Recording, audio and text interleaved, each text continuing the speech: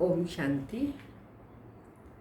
आज के बाबा के महावाक्य जिनमें बाबा ने कहा, बच्चे जितना बाबा को याद करेंगे आत्मा की खाद निकलेगी और आत्मा पावन बनेगी। वर्तमान समय हम सबको याद की बहुत बहुत आवश्यकता है, न केवल अपने लिए लेकिन विश्व की आत्माओं के लिए भी। जो आत्माएं शरीर छोड़ कर के जा रही हैं उनके लिए भी योग की बहुत बहुत आवश्यकता है। तो वर्तमान समय बाबा योग को महत्व दे रहे हैं। आज भी बाबा ने कहा योग से ही खाद निकलती है। जितना जितना योग करेंगे खाद निकलेगी और अपने कर्मों को श्रेष्ठ बनाना है। तो सुनते हैं आज बाबा के 28 तारीख के साकार अनमोल धारणा युक्त महावाक्य। मीठे बच्चे, योग से ही आत्मा की खाद निकलेगी, बाप से पूरा वर्षा मिलेगा। इसलिए जितना हो सके योग बल बढ़ाओ। योग बल है, उसको हमें समय प्रति समय बढ़ाना है, चेकिंग करनी है। सोते समय आज सारा दिन मैंने मेरे योग को कितना बढ़ाया और बढ़ा करके अन्य आत्माओं को ये योग का दान दिया। क्वेश्चन है, देवी देवताओं के कर्म श्रेष्ठ थे, अभी सबके कर्म भ्रष्ट बने क्यों? आंसर है क्योंकि अपने असली धर्म को भूल गए हैं। धर्म भूलने के कारण ही जो कर्म करते हैं वह भ्रष्ट होते हैं। बाप तुम्हें अपने सत्य धर्म की पहचान देते हैं, साथ साथ सारे वर्ल्ड की हिस्ट्री ज्योग्राफी सुनाते हैं जो सबको सुनानी है। बात का सत्य परिचय देना है। गीत के बोल हैं, मुखड़ा देख ले प्राणी जरा दर्पण में। ओम शांति। यह किसने कहा और किसको? बाप ने कहा बच्चों को, जिन बच्चों को पतित से पावन बना रहे हैं। बच्चे जान गए हैं हम भारतवासी जो देवी देवता थे, अब 84 जन्म का चक्र लगाए सतो प्रधान से पास कर सतो रजो तमो सब तमो प्रधान बन गए। अब फिर पतितों को पावन बनाने वाला बाप कहते हैं, अपने दिल से पूछो कि कहाँ तक हम पुण्य आत्मा बने हैं। तुम सतो प्रधान पवित्र आत्मा थे। अब यहाँ पहले पहले तुम देवी देवता कहलाते थे, जिसको आदि सनातन देवी देवता धर्म कहा जाता था। अभी कोई भारतवासी अपने को देवी देवता धर्म के नहीं कहलाते। हिंदू तो कोई धर्म है ही नहीं, परंतु पतित होने के कारण अपने को देवता कहला नहीं सकते। सतयुग में देवताएं पवित्र थे, पवित्र प्रवृत्ति मार्ग था। यथा राजा रानी तथा प्रजा पवित्र थे। भारतवासियों को बाप याद दिलाते हैं कि तुम पवित्र प्रवृत्ति मार्ग वाले आदि सनातन देवी देवता धर्म वाले थे। उसको स्वर्ग कहा जाता था। वहाँ एक ही धर्म था। पहला नंबर महाराजा महारानी लक्ष्मी नारायण थे। उनकी भी डिनाइस्टी थी और भारत बहुत धनवान था। वह सतयुग था। फिर आए त्रेता में, तब भी पूज्य देवी देवता व क्षत्रिय कहलाते थे। वह लक्ष्मी नारायण का राज्य, वह सीता राम का राज्य, वह भी डिनाइस्टी चली।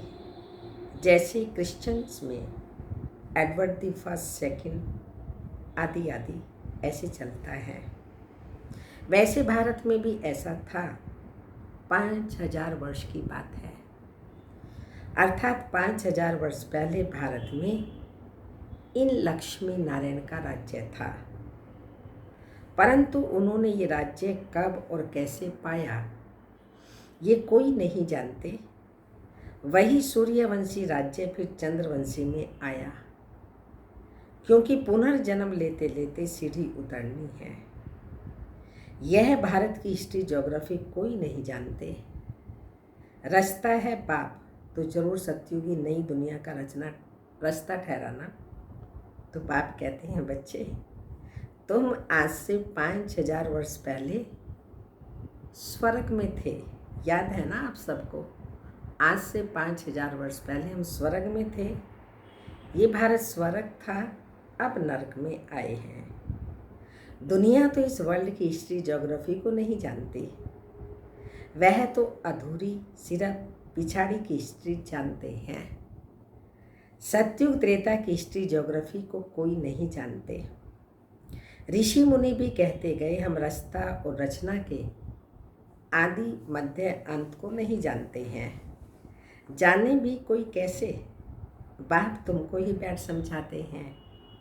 शिव बाबा भारत में ही दिव्य जन्म लेते हैं, जिसकी शिव जयंती भी होती है। शिव जयंती के बाद फिर चाहिए गीता जयंती, फिर साथ साथ होनी चाहिए कौन सी जयंती? कृष्ण जयंती। परंतु इस जयंती का राज भारतवासी जानते नहीं कि शिव जयंती कब हुई। और धर्म वाले तो झट बताएंगे बुद्ध जयंती, क्राइस्ट जयंती कब हुई। भारतवासी से पूछो शिव जयंती कब हुई, कोई नहीं बताएंगे। शिव भारत में आया, आकर क्या किया, कोई नहीं जानते। शिव ठहरा सब आत्माओं का बाप। आत्मा है अविनाशी।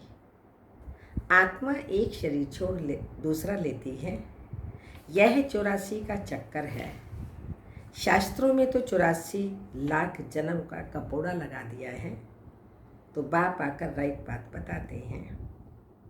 बाप के सिवाय बाकी सब रास्ता और रचना के लिए झूठ ही बोलते हैं, क्योंकि यह है ही माया का राज्य। पहले तुम पारस बुद्धि थे, भारत पारसपुरी था, सोने हीरे जवाहरात के महल थे। तो बाप बैठ समझाते हैं, रचना के आदि मध्य अंत का राज अर्थात दुनिया की हिस्ट्री ज्योग्राफी बताते हैं। भारतवासी यह नहीं जानते कि हम सो पहले देवी देवता थे, अभी पतित कंगाल इरिलीजियस बन गए हैं, अपनी धर्म को भूल गए हैं। यह भी ड्रामा अनुसार होना है। तो यह वर्ल्ड की हिस्ट्री ज्योग्राफी बुद्धि में आनी चाहिए ना। ऊंचते ऊंच सर्व आत्माओं का बाप मूल वतन में रहते हैं। फिर है स्थूल वतन, यह है स्थूल वतन। सूक्ष्म वतन में सिर्फ ब्रह्मा विष्णु शंकर रहते हैं। उनकी दूसरी कोई हिस्ट्री ज्योग्राफी नहीं है। यह 3 तबके हैं। God is one.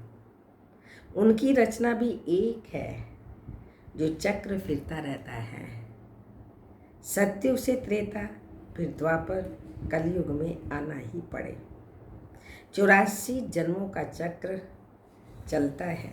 तो बाबा कहते हैं 84 जन्मों का हिसाब चाहिए ना, जो कोई भी नहीं जानते हैं, ना कोई शास्त्रों में है। 84 जन्मों का पाठ तुम बच्चे ही बजाते हो। बाप तो इस चक्र में नहीं आते। बच्चे ही पावन से पतित बन जाते हैं, इसलिए चिल्लाते हैं, बाबा आकर हमको फिर से पावन बनाओ। एक को ही सब पुकारते हैं। रावण राज्य में जो सब दुखी हो पड़े हैं, उनको आकर लिबरेट करो, फिर राम राज्य में ले जाओ। आधा कल्प है राम राज्य, आधा कल्प है रावण राज्य। भारतवासी जो पवित्र थे वही पतित बनते हैं। वाम मार्ग में जाने से पतित होना शुरू होते हैं। भक्ति मार्ग शुरू होता है। अभी तुम बच्चों को ज्ञान सुनाया जाता है, जिससे आधा कल्प 21 जन्म के लिए तुम सुख का वर्षा पाते हो। आधा कल्प ज्ञान की प्रारब्ध चलती है। फिर रावण राज्य होता है, गिरने लग पड़ते हैं। तुम दैवी राज्य में थे, फिर आसुरी राज्य में आ गए हो। इसको हेल भी कहते हैं। तुम हेवन में थे, फिर 84 जन्म पास कर हेल में आकर पड़े हो। वह था सुख धाम, यह है दुख धाम। 100% इंसॉल्वेंट 84 जन्मों का चक्र लगाते हैं। वही भारतवासी पूज्य से पुजारी बन गए हैं। इसको ही वर्ल्ड हिस्ट्री ज्योग्राफी कहा जाता है। यह है सारा तुम भारतवासियों का चक्कर। और धर्म वालों को तो 84 जन्म नहीं लेते, वह सतयुग में होते ही नहीं। सतयुग त्रेता में सिर्फ भारत ही था। सूर्यवंशी चंद्रवंशी थे, फिर वैश्यवंशी शूद्रवंशी, फिर ब्राह्मण वंशी। अभी तुम आकर ब्राह्मण वंशी बने हो देवता वंशी बनने के लिए। क्यों ब्राह्मण वंशी बने? क्योंकि हमें देवता बनना है। तो यह है भारत के वर्ण, 5 वर्ण। अभी तुम ब्राह्मण बनने से शिव बाबा से वर्षा ले रहे हो।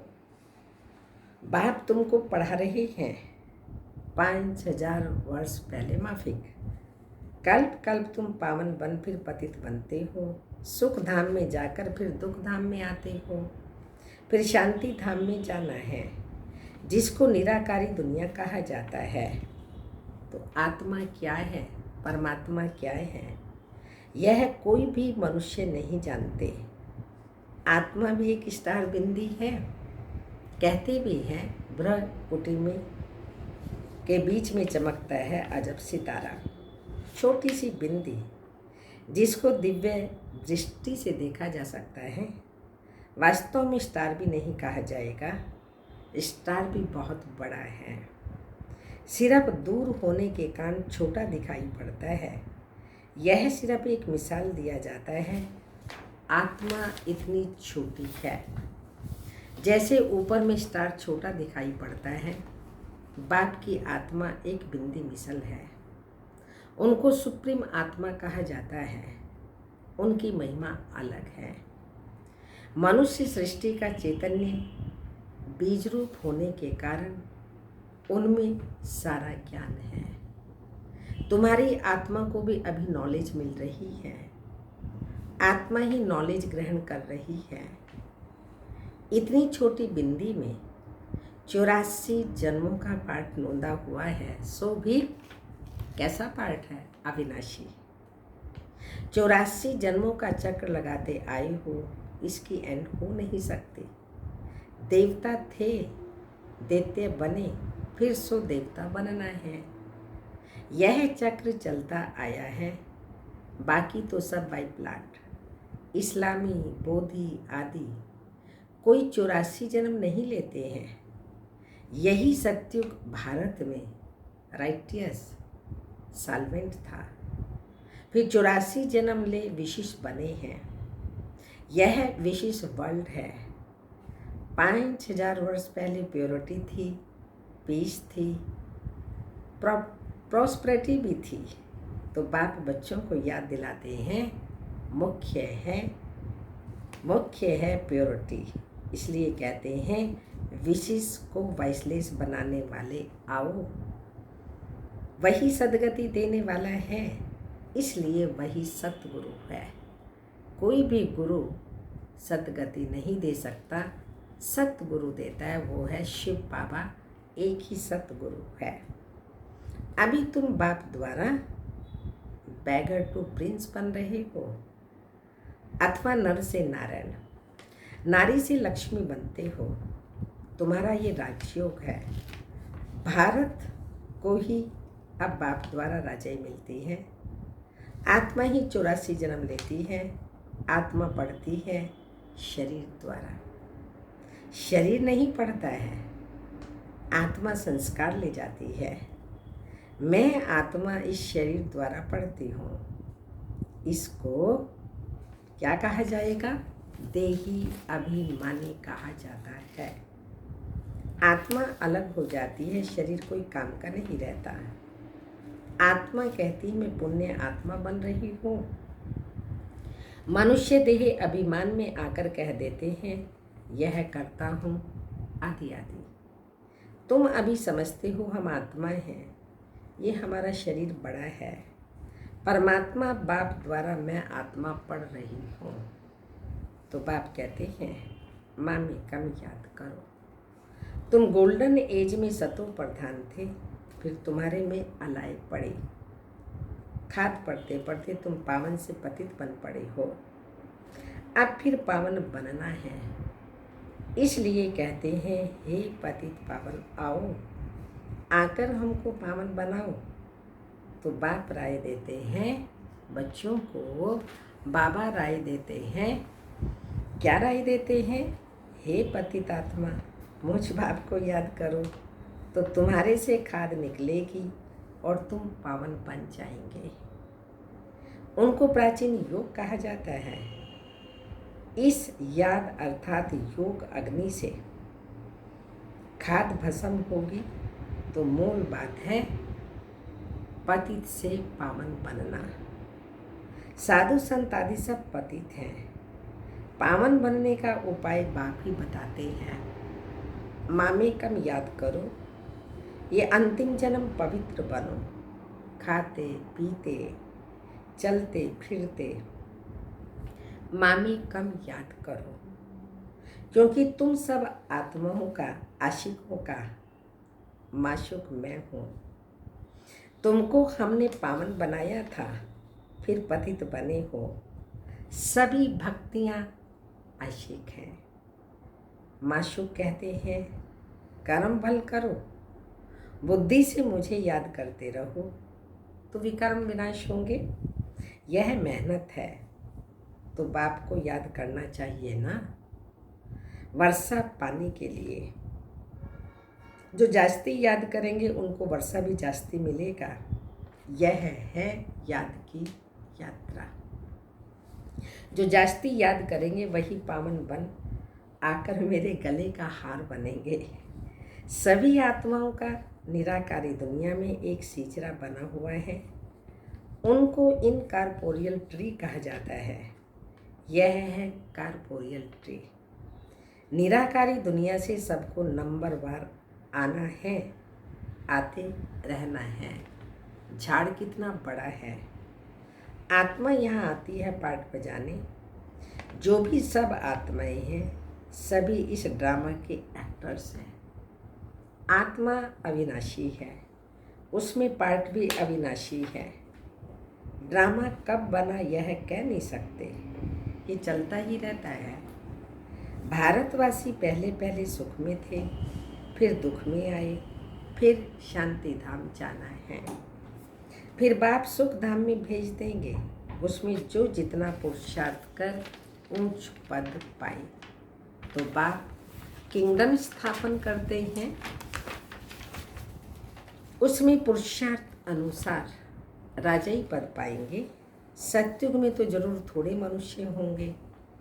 आदि सनातन देवी देवता धर्म का ये झाड़ छोटा है, बाकी सब विनाश हो जाएंगे।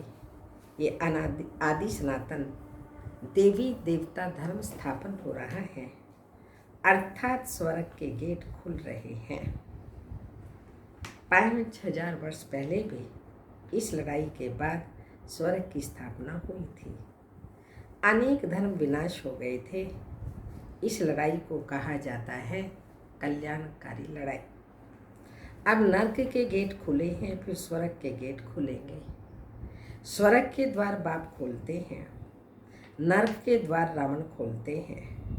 बाप वर्षा देते हैं, रावण श्राप देते हैं। ये बातें दुनिया नहीं जानती। तुम बच्चों को समझाता हूँ।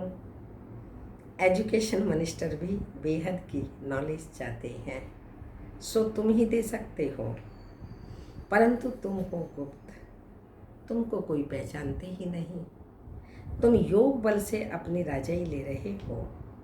लक्ष्मी नारायण ने ये राज्य कैसे पाया, सो तुम अभी जानते हो। इसको कहा जाता है ऑस्पिशियस यानी कल्याणकारी योग। जबकि बाप आकर पावन बनाते हैं। कृष्ण को तो सभी बाप नहीं कहेंगे, तो बाप निराकार को कहा जाता है। उस बाप को याद करो तो पावन बनेंगे। कृष्ण को तो बाप सभी नहीं कहेंगे, बाप तो निराकार को कहा जाता है। उस बाप को याद करना है, पावन भी बनना है। विकारों को जरूर छोड़ना पड़े। भारत वाइसलेस सुख धाम था, अब विशेष दुख धाम है। वर्थ नोट पेनी है। ये ड्रामा का खेल है, जिसको बुद्धि में धारण करके औरों को भी कराना है। अच्छा, मीठे मीठे सिक्की लदे बच्चों प्रति माता पिता बाप दादा का याद प्यार। Good morning, diamond morning. रूहानी बाप की रूहानी बच्चों को नमस्ते। हम रूहानी बच्चों की रूहानी माता पिता बाप दादा को याद प्यार। गुड मॉर्निंग, डायमंड मॉर्निंग, ओम नमस्ते। धारणा के लिए मुख्य सार हैं। याद से पावन बन, बाप के गले का हार बनना है। कर्म करते भी बाप की याद में रहे, विक्रमाजीत बनना है।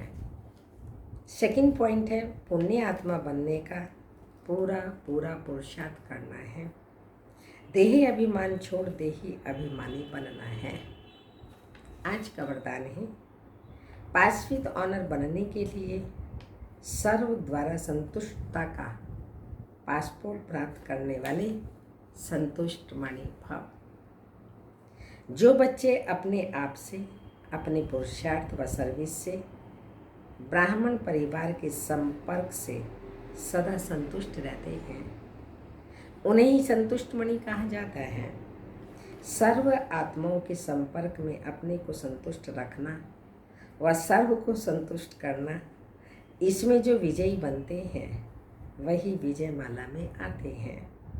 पास विद ऑनर बनने के लिए सर्व द्वारा संतुष्टता का पासपोर्ट मिलना चाहिए।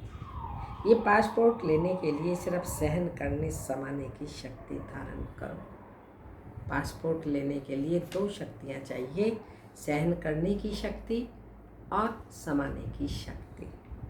स्लोगन है, रहम दिल बन सेवा द्वारा निराश व थकी हुई आत्माओं को सहारा दो। आज के बाबा के महावाक्य, पुण्य आत्मा बनना है, योग बल इकट्ठा करना है, साथ साथ जितना योग बल इकट्ठा करेंगे औरों को देंगे, ये बहुत बड़ी सेवा होगी। फिर बाबा ने कहा एजुकेशन मिनिस्टर है, उनको भी समझाना है। अभी बाबा किंगडम स्थापन कर रहा है, किंगडम में सब नंबरवार होंगे। और यह लड़ाई जो है, बाबा ने कहा लड़ाई कल्याणकारी है, क्योंकि इससे ही स्वर्ग के द्वार खुलने हैं। तो बाबा ने चारों ही सब्जेक्ट की लगभग बातें बताई। आप सभी ठीक होंगे, मोक्ष में होंगे, परिवार में सभी हेल्दी होंगे, वेल्दी होंगे, हैप्पी होंगे। भाई साहब का स्वास्थ्य ठीक होता जा रहा है। आपकी दुआएं, आपका स्नेह, आपका प्यार बहुत ही तेज़ी से कार्य कर रहा है। आप सबको मैं बहुत बहुत दिल से धन्यवाद देती हूँ और आप सबके लिए 24 आवर्स शुभकामना रखती हूँ। सभी जो भी मुझे सुन रहे हैं, परिवार में स्वस्थ होंगे, व्यस्त होंगे, मस्त होंगे, सदा खुश रहो और खुशी बांटते रहो। धन्यवाद। ओम शांति।